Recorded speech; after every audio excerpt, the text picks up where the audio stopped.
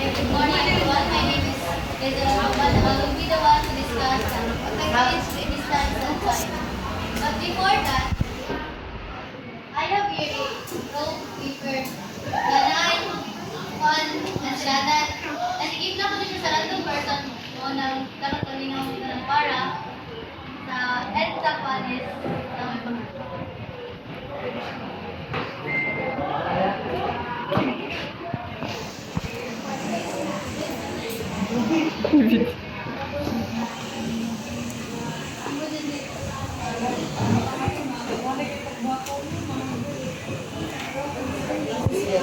Ay, ibiglan ko na yung mga Bayang. Ang kato itong ipahatan na ko na activity. Wala ko na. Okay na. Okay.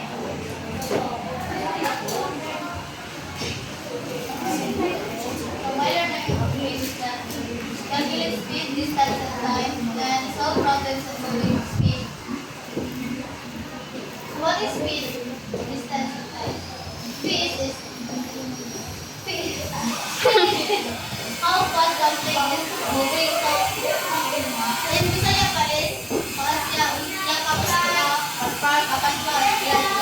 distance, how far something has traveled or moved. Or should I say, kalayo.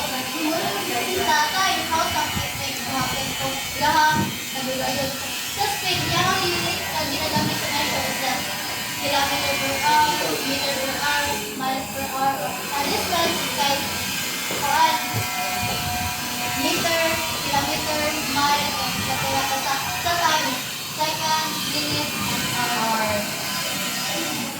How to calculate speed? So, to calculate speed is you need to follow the speed step. First, identify the known values. Second, use the formula. Third is divide the distance by the time.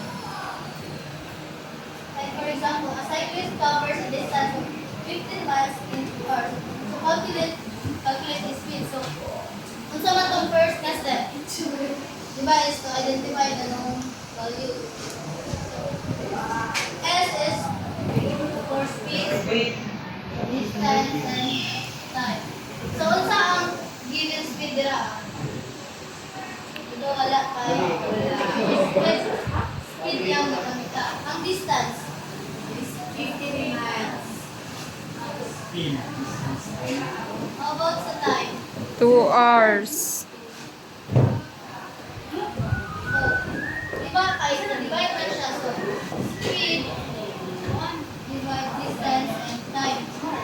Speed is equal to 15 divided by 2. 7.45. Only ang speed na ginagat sa cyclist.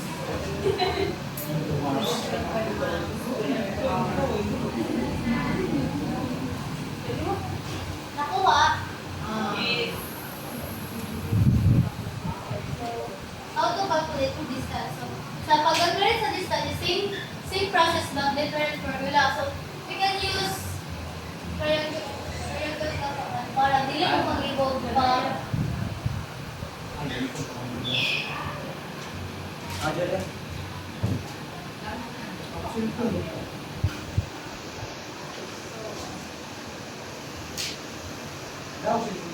This cloud has an average speed of 80 km per hour for 3 hours. So, di ba ang first step is to identify the distance.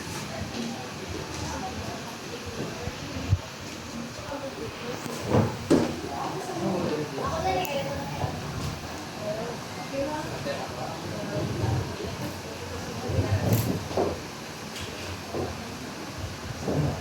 So, to identify the, ano niya, kung saan ang speed niya, speed 80 km per hour.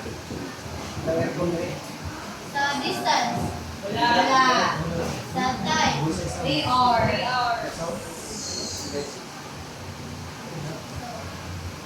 So, kaya distance na nagwala, kung sa triangle, kaya tabunan na ito dito, times bilang ang speed ulang times. So, distance is equal speed. So, sa ang speed? 80. 80 times 3R. 80 times 3. So, 40. 40. Distance is 240, diba? Ano yung distance gamit? Travel Lisa. O, yung travel Lisa. Nakuha? Yes! Very good. So, last is how to calculate time. So, parehas lang yung siyang process, but different formula lang yung kaya gamiton.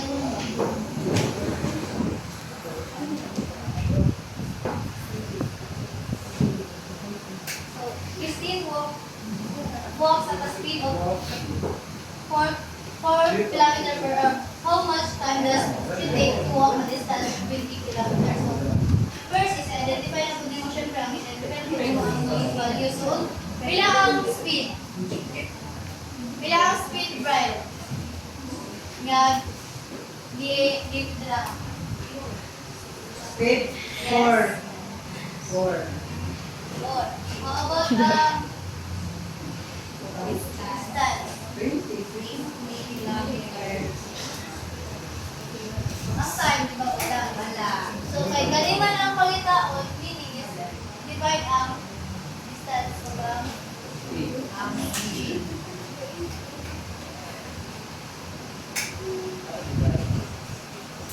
Pila ang paan sa distance?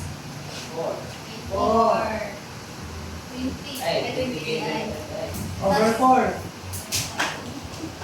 20. 5 hours yan, i-walk para nasabtan? Yes! So, atong na kadawat magbalis, mag-answer na sila sa ako na to.